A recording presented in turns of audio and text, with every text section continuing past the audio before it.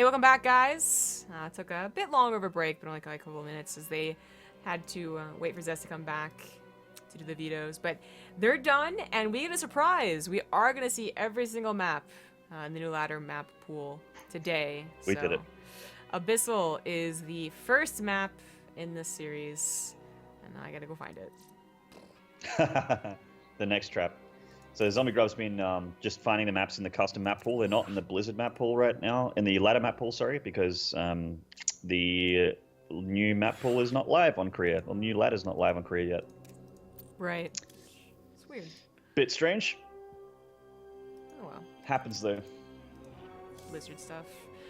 So it's gonna be Solar versus Zest, ZvP, and it's gonna be kind of exciting to see what this map looks like with this matchup, but just in general, it could be good. I think, as most Protosses are, right, they are having trouble versus Terran. So when Zest plays against Terran, it's just like, okay, that might be Zest being bad, but also might be Terran really good. Zest needs to get some coaching from Hero. Maybe SOS could definitely give him some cheeses to work in there. He needs to get cheeky. He needs to get dirty. Maybe so I haven't actually seen Abyssal yet. Is it first? I think so. Well, they said Abyssal first, but then they're like arguing and they're like... Oh, okay. Oh yeah, it was in Korean, so I didn't... I can see some of the big words, I guess. Important words, but... Yeah, then they're like... I only recognize like the really big ones, like yo. Yo. And... Yeah. Yeah. So they're going over what maps they vetoed, I guess, already, and like there's some confusion, so maybe one person didn't realize they were vetoing, they thought they were choosing, so damn, maybe we don't get to see Abyssal Reef ever.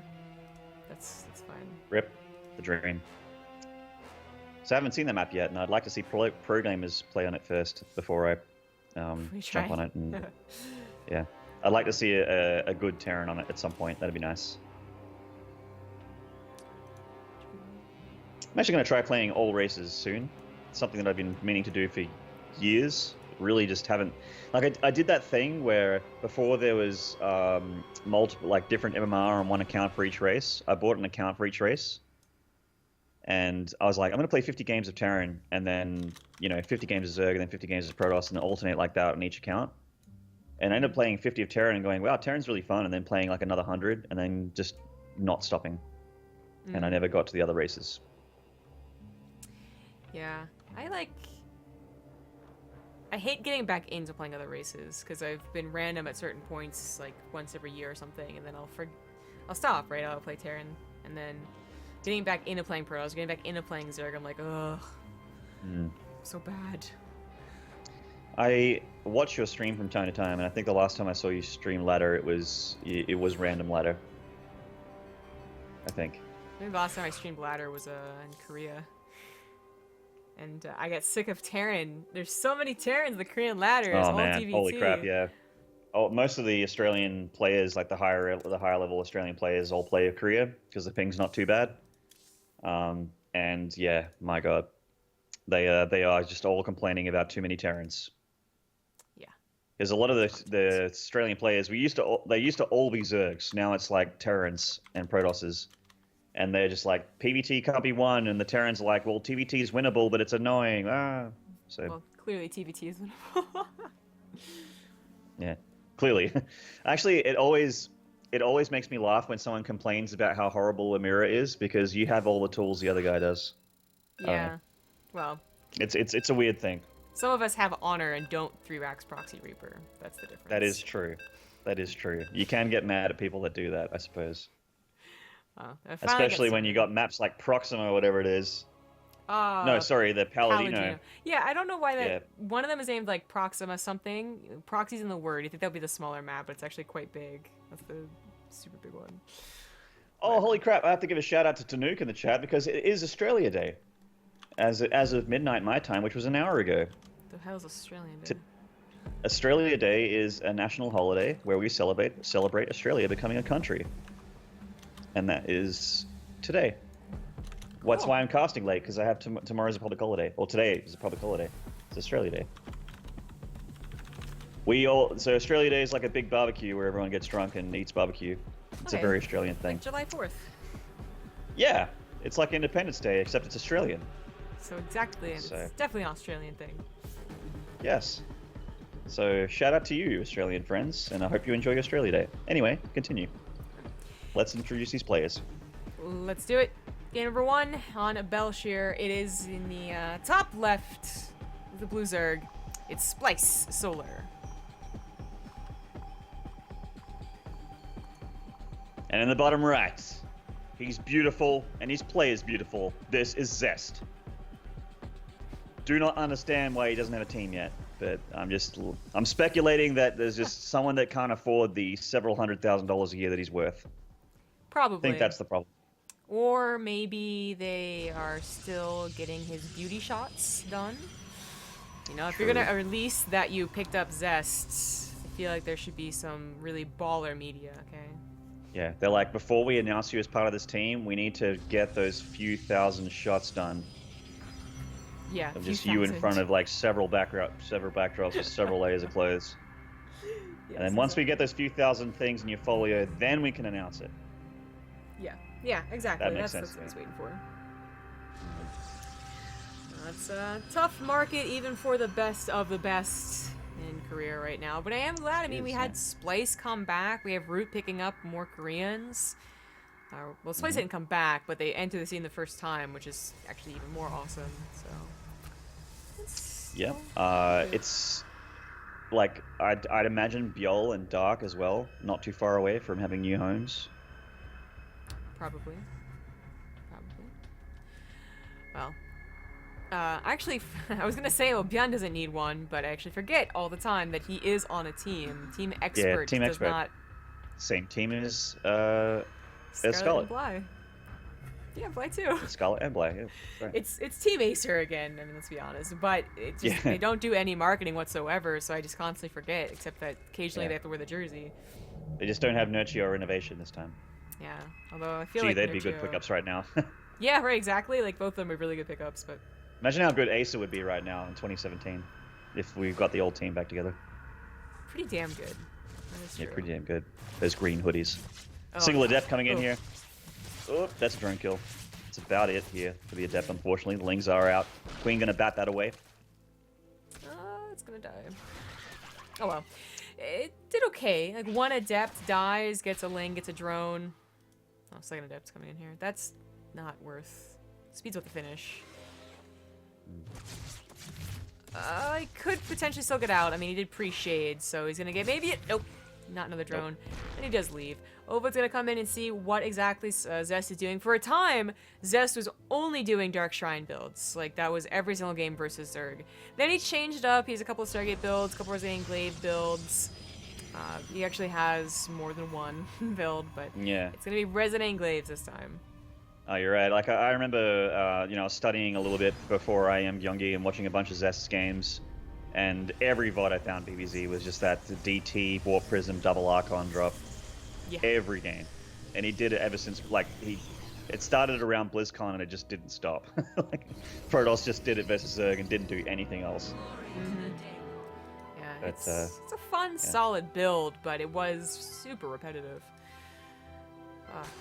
We got Lings and Banelings on the way. I do think this is just because he saw the Resident Glaives being researched, though. Like, he's gonna have this really super awesome defense against these Adepts, and the potential of counterattacking is there. In fact, the potential of all-inning in a counterattack is actually there, because there will just not be much army for Zest left over. But I like this. Zest played very safe. Appreciated out instead of in. That's right. And I think there's been a 29-month resub by JTDC. What a bowler. That's a long time. Finally getting the resubs, I suppose, as people actually start trickling in from watching GSL. Yeah, what's up, guys? A lot of you tuning in. So, oh, yeah, the viewership went up a whole bunch. Wow, didn't even notice.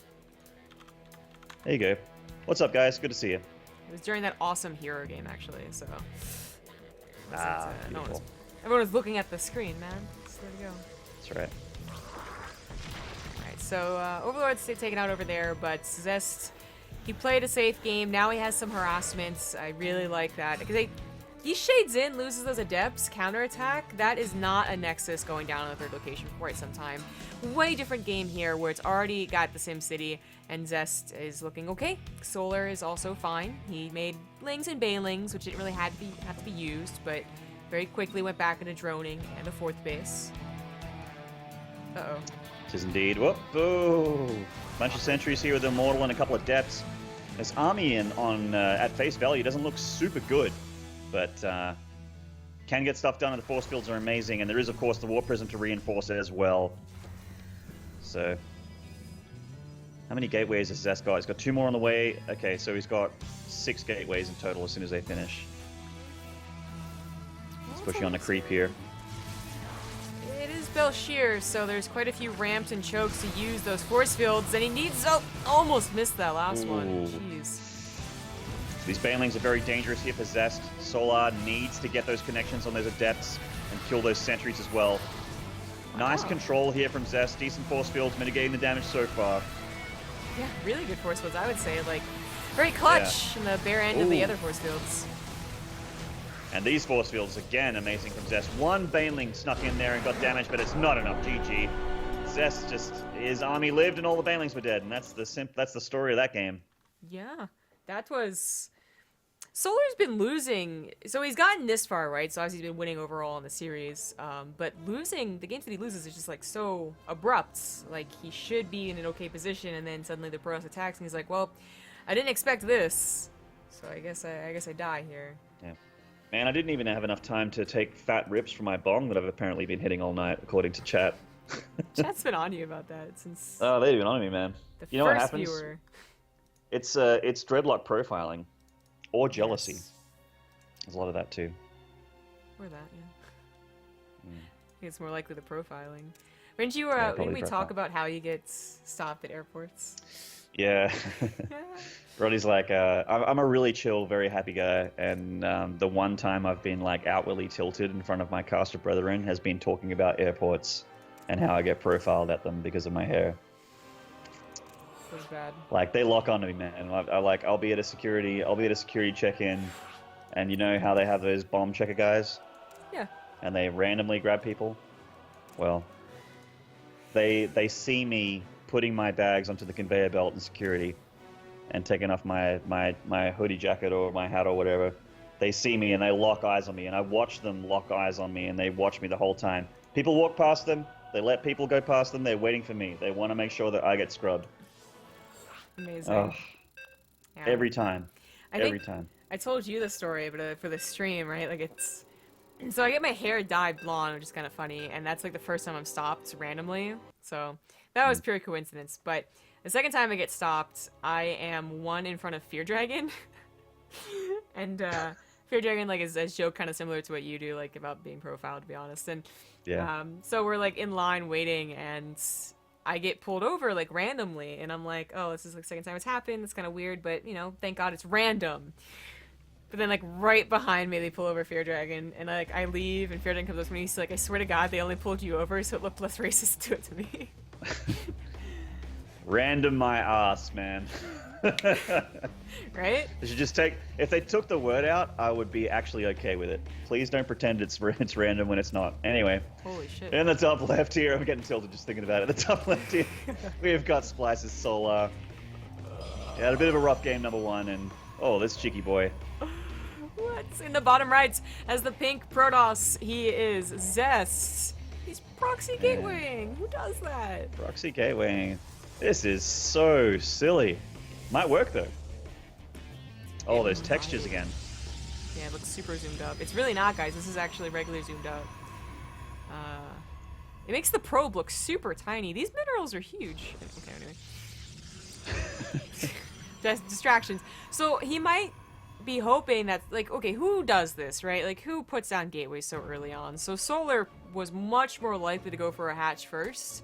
And if he blocked the natural hatchery, then it'd be really hard for Solar to reinforce from two different locations. Or just in general, you know, if he did take the natural hatchery, then he just start attacking it, right? But Zest sees that it's not a hatchery first, and I wonder what this makes him think, because it's already hard enough. Drone pulls are actually very effective against early Zealots, because it's Legacy of the Void, not Heart of the Swarm. Hmm? I don't know if this is gonna work. This is really one of the worst all-ins you can do.